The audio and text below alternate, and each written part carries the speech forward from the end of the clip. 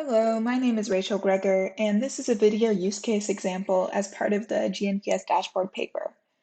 So today I'll show a quick example of using the GNPS dashboard to reanalyze previously published data.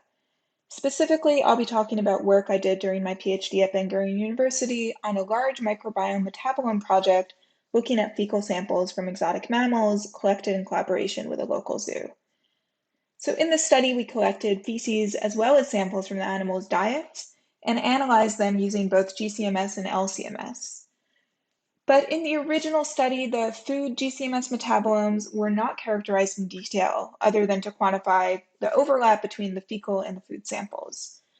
So this part of the dataset would be an excellent candidate for reanalyzing, for example, in order to explore, what kind of classes of nutrients are found in different animal diet components. So this, as I said, was work that I did during my PhD. The files are no longer on my personal computer, but luckily I have them all easily accessible through Massive because we made public all of these data sets. So I can access them quickly. I'll just go through my personal username here on GNPS. And here I have the GCMS and the LCMS data sets. So if I open that up, I have the information about the massive data set and this nice shortcut to the GNPS dashboard so I can view the data set files in browser. And here I have access to all of my original files. So that already is a huge advantage of using the dashboard because without this, the workflow would have been much more complicated, especially specifically for these GCMS files. When I was visualizing the data, I was using Agilent's built-in software, which is on the computer where the data was analyzed, where the data was collected, which I no longer have access to. So this is just a very straightforward way to be able to access some of my previously analyzed data. So I've already pulled up an example with 5 different data files. Over here in group 1, I have 3 files which correspond to 3 fruit samples. So as I said, these are dietary samples collected at a local zoo. So focusing on the herbivores for a second, we have the herbivores ate a diet that was heavy in fruits and vegetables, as well as different types of hay, and these pellets, which were, kind of a supplement to the herbivore diet. So here I have 3 samples in group 1, which correspond to different fruits. So that's persimmon, apple, and melon, and 2 samples in group 2, which correspond to 2 different types of herbivore pellets. So if, for example, I wanted to have a look at the nutrient components in these diets in a little more detail, we can look specifically at the sugars, and I've pulled up over here a characteristic ion 217, which is a fragment that shows up in sugars. And specifically in GCMS data, it can be really important to visualize the overall chromatogram rather than just focusing on specific peaks, because the retention time is a very informative variable.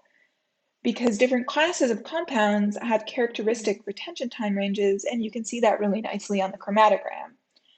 So for the sugars over here, if we're looking at this fragment of 217, and we look at our 5 files, we can see really clearly that these 3 clusters of peaks come up, right? We have in the 20-minute range, the 30-minute range, and the 40-minute range.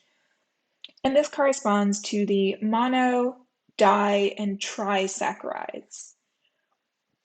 And already just by looking at just this overview, we can see that the areas at the end, the di and trisaccharides, seem to be dominated by these orange peaks, which corresponds to one of the pellet samples, while we have much more of a mix in the 20-minute range and the monosaccharide range, but we do see a lot of these really big peaks that correspond to the fruit samples.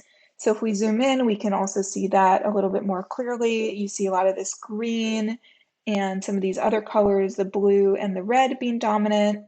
So that's in the monosaccharide range. And then if we zoom in on the disaccharides, we see a very different picture.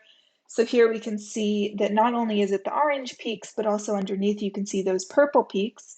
So those correspond to the 2 types of pellets. And we can see a number of peaks over here that seem to be dominantly found in the pellets rather than the fruits.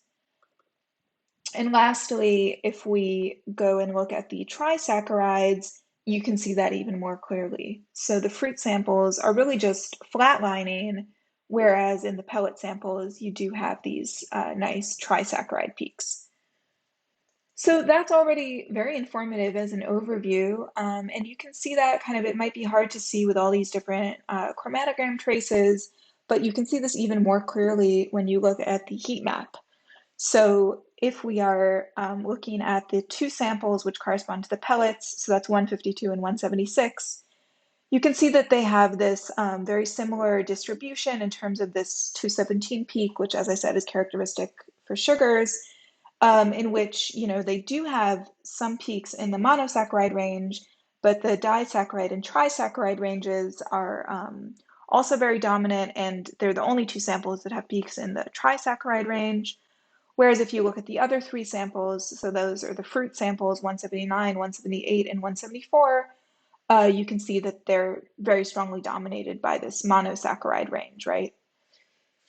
So that's already very nice. And we can also use this tool to look at some specific compounds, which I was able to identify using the GCMS networking part of the separate workflow that's available on GNPS for identifying GCMS compounds. So I've already pulled up a few examples over here. We're still going to be sticking to that 217 fragment. As I said, that's a characteristic sugar fragment. And I'm just going to show you a few specific retention time ranges. So this is in that 20-minute range. You can see the retention time that I've chosen over there. So again, that corresponds to the monosaccharides. And specifically here, that corresponds to fructose based on the molecular networking and on the library match. So if we have a look at fructose, we can see, no surprise, it is quite dominant in the fruits. So those are these three peaks are the different fruit samples, and then you can see that there's some of it in the pellets as well. And that shows up in the heat map very clearly, and it's really nicely quantified in this box plot. So here we have the integration for the range that I put in.